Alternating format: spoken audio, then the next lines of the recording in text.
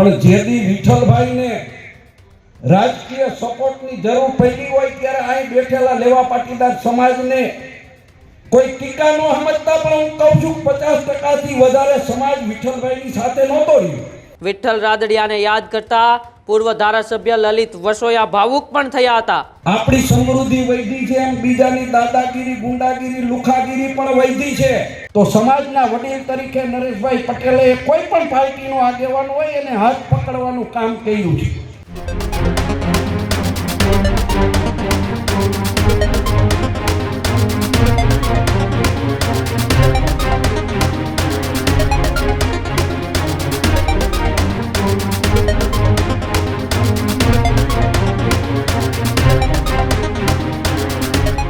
સમાચારોમાં આગળ વાત કરીએ તો મહત્વપૂર્ણ સમાચાર એ સૌરાષ્ટ્રથી સામે આવી રહ્યા છે, જ્યાં સૌરાષ્ટ્રની અંદર એક ખોડલધામનો કાર્યક્રમ હતો અને કાર્યક્રમની અંદર પૂર્વ સાંસદ વિઠ્ઠલ રાદડિયાને યાદ કરવામાં આવ્યા છે।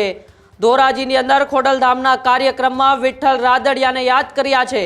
પૂર્વ ધારાસભ્ય લલિત વસોયાએ વિઠ્ઠલ રાદડિયાને યાદ કર્યા છે। વિઠ્ઠલ રાદડિયાને યાદ કરતા પૂર્વ ધારાસભ્ય લલિત વસોયા ભાવુક પણ થયા હતા। તો સાથે સાથે તેઓએ કહ્યું હતું કે વિઠ્ઠલભાઈ રાદડિયાનું સમાજમાં બહુ મોટું યોગદાન રહેલું છે। જામકંડોળાથી હરિદ્વાર સુધી સમાજ ભવનનું નિર્માણ વિઠ્ઠલભાઈએ કરાવ્યું છે। જ્યારે જરૂર પડી છે ત્યારે સમાજ એકજૂથ ન રહ્યો છે। જ્યારે વિઠ્ઠલભાઈને રાજકીય ટેકાની જરૂર હતી ત્યારે કોઈ સાથે ન હતું તેવું નિવેદન પણ લલિત વસોયાએ આપ્યું છે।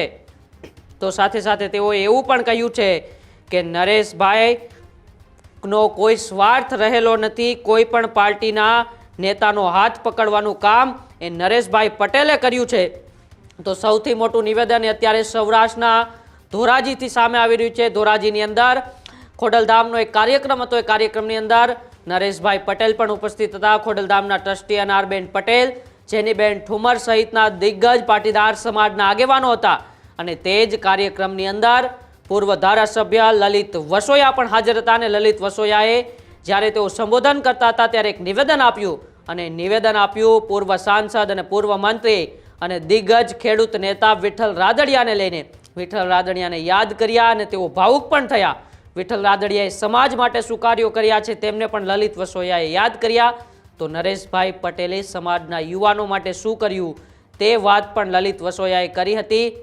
તો આવો આપણે લલિત વસોયાને સાંભળીએ કે તેમણે વિઠ્ઠલ રાદડિયાને યાદ કરતા અને નરેશ પટેલના કાર્યોને લઈને શું નિવેદન આપ્યું।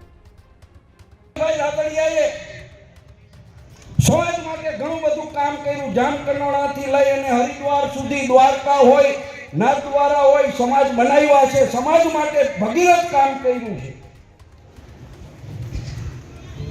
પણ જેદી વિઠ્ઠલભાઈને રાજકીય સપોર્ટની જરૂર પડી હોય ત્યારે અહીં બેઠેલા લેવા પાટીદાર સમાજને કોઈ ટીકા ન સમજતા, પણ હું કહું છું 50%થી વધારે સમાજ વિઠ્ઠલભાઈની સાથે નહોતો રહ્યો। સાચી વાત છે ને મારી? મિત્રો, આપણી પાસે સંપત્તિ ગમે તેટલી હશે, પહેલાના જમાનાની અંદર સંપત્તિ અને રાજા રજવાડાઓનું રક્ષણ તાકાતથી થતું હતું, હથિયારથી થતું હતું। પણ અત્યારે આપણે ગમે તેટલા સમૃદ્ધ થઈશું, આપણી સમૃદ્ધિ વૈધી છે એમ બીજાની દાદાગીરી, ગુંડાગીરી, લુખાગીરી પણ વૈધી છે। આપણે આપણી સંપત્તિ સાચવવા માટે સત્તારૂપી હથિયાર લેવા પાટીદાર સમાજના હાથમાં હોવું જોઈએ અને એના માટે આપણે સૌએ જ્યારે રાજકીય નિર્ણયો કરવાના થાય ત્યારે સમાજે એકજૂટ થઈ અને સમાજનો કોઈ પણ આગેવાન કોઈ પણ પાર્ટીની અંદર હોય ત્યારે સમાજે ભેગું રહેવું પડશે ને તો જ સમાજનું રક્ષણ થશે। કે નરેશભાઈએ આમ ન કરવું જોઈએ, નરેશભાઈએ તેમ ન કરવું જોઈએ। મિત્રો, નરેશભાઈનો કઈ સ્વાર્થ નથી। નરેશભાઈ જે કંઈ કરે છે એ સમાજ માટે કરે છે। એ કોઈ પણ પાર્ટીના આગેવાનો હોય, ખોડલધામ જાય કે ક્યારેય મુસીબતની અંદર હોય તો સમાજના વડીલ તરીકે નરેશભાઈ પટેલે કોઈ પણ પાર્ટીનો આગેવાન હોય એને હાથ પકડવાનું કામ કર્યું છે. વાતો ઘણી બધી કરવી છે પણ વિશેષ વક્તાઓ છે, નરેશભાઈને પણ નીકળવાનું છે એટલે બીજી લાંબી વાત મારે નથી કરવી. પણ જ્યારે